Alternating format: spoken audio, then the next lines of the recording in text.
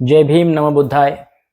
सर्वप्रथम महाराष्ट्रातील तमाम वंचित बहुजन आघाडीचे निवडून आलेले नगर अध्यक्ष नगरसेवक यांचे मनापासून अभिनंदन। तसेच छत्रपती संभाजीनगर पूर्व जिल्हा व तालुका कमिटीच्या वतीने पुढील वाटचालीसाठी खूप खूप शुभेच्छा। आज महाराष्ट्रामध्ये जो वंचितचा फॅक्टर चालला आहे आणि वंचितने आपली ताकद दाखवून दिली आहे, यामुळे समाजामध्ये एक हर्षाची लाट आली आहे। पण आजचा व्हिडिओ हा खूप महत्त्वाचा आहे। व्हिडिओ स्टार्ट करण्याआधी मी सर्वांना विनंती करतो की हा व्हिडिओ जास्तीत जास्त शेअर करा, कारण आजचा व्हिडिओ हा त्या लोकांसाठी आहे ज्यांनी आपलं मतदान 2 पैशासाठी विकलं आहे।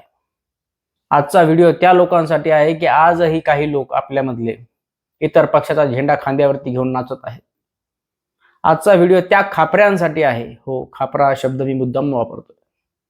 आजचा व्हिडिओ त्या खापऱ्यांसाठी आहे जे आजही वंचित बहुजन आघाडीची बदनामी करत आहेत, आजही वंचित बहुजन आघाडीच्या विरोधात जाऊन प्रचार करत आहेत।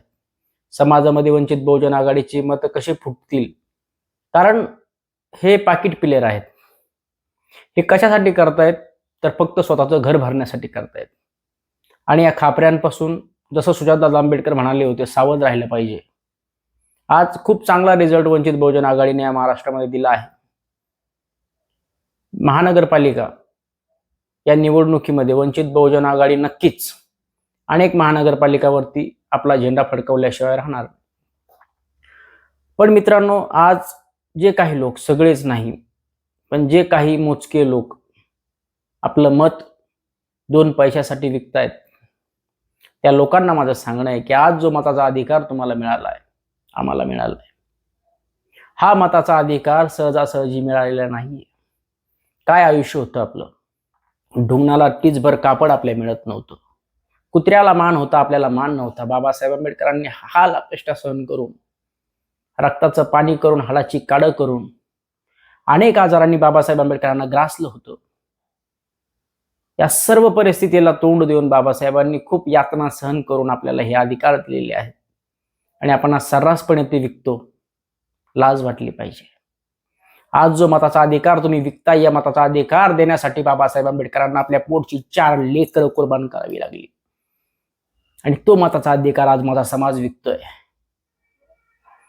आज जे लोक आपलं मतदान विकत आहेत त्या लोकांवरती येणारी पिढी थुंकेल, हा माझा शब्द आहे।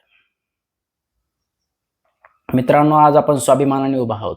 आज काय नाहीये आपल्याकडे, काय अवस्था होती आणि आज काय आहोत, तरी देखील आपण गुलामी पत्करत असलो, तरी देखील आपण इतरांच्या दावणीला स्वतःला बांधून घेणार असो, तर आपण येणाऱ्या आपल्या पिढीला आपण काय देऊ शकतो।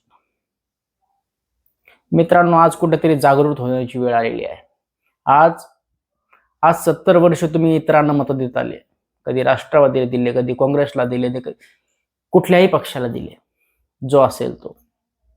पण आज तुमच्याकडे तुमच्या हक्काचा पक्ष वंचित बहुजन आघाडीच्या रूपाने उभा आहे। आज बाबासाहेब आंबेडकरांचा नातू, ज्या पद्धतीने बाबासाहेब आंबेडकरांनी आपली सामाजिक गुलामी नष्ट केली, त्याच पद्धतीने आज बाबासाहेब आंबेडकरांचं रक्त राजकीय गुलामी नष्ट करण्यासाठी, अरे आज बहुजन हृदय सम्राट बाळासाहेब आंबेडकर यांचं वय 70च्या पार आहे।